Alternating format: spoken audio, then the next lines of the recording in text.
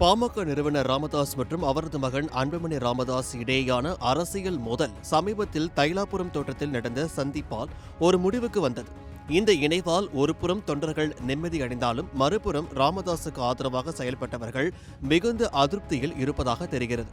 குறிப்பாக இந்த மோதலில் ராமதாஸ் அணியின் தீவிர முகமாக செயல்பட்ட சேலம் மேற்கு தொகுதி முன்னாள் எம்எல்ஏ அருள் மற்றும் அவரது ஆதரவாளர்கள் தற்போது தாங்கள் தனித்து விடப்பட்டது போல உணர்கிறோம் என்றும், அப்பா மகன் சண்டையின் போது அருளின் காரை சூழ்ந்து எதிர் அணியினர் தாக்குதல் நடத்திய சம்பவமும் இதற்கு முக்கிய காரணமாகியுள்ளது.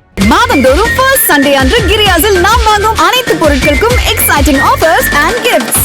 இந்நிலையில் அருள் விரைவில் பாமகவில் இருந்து வெளியேறி தனி கட்சி ஆரம்பிக்கலாம், இல்லையெனில் தாவேக கட்சியில் தன்னுடைய ஆதரவாளர்களுடன் இணையலாம் என்று தகவல்கள் வெளியாகியிருக்கின்றன. இதுகுறித்து சமீபத்திய பேட்டியில் ராமதாஸ் அன்புமணி சந்தித்ததை மனமாற வரவேற்கிறோம். ராமதாஸை நம்பி நாங்கள் பயணித்தோம், பல கோடி ரூபாயை இழந்திருக்கிறோம். சரியான வழிகாட்டுதல் இல்லையே என்ற ஏக்கத்தில் பொறுப்பாளர்கள் என்னிடம் வந்து என்ன செய்யலாம் என கேட்கிறார்கள். நீங்களே கருத்துக்களை சொல்லுங்கள் என கேட்டிருக்கிறோம். எல்லா மாவட்டங்களிலும் இருந்தும் செயலாளர்கள் வருகின்றனர், அவர்களிடம் கருத்து கேட்கிறோம். சென்னையில் ஒரு நாள் அனைவரும் ஆலோசித்து ஒரு நல்ல முடிவை எடுப்போம் என்று தெரிவித்துள்ளார்.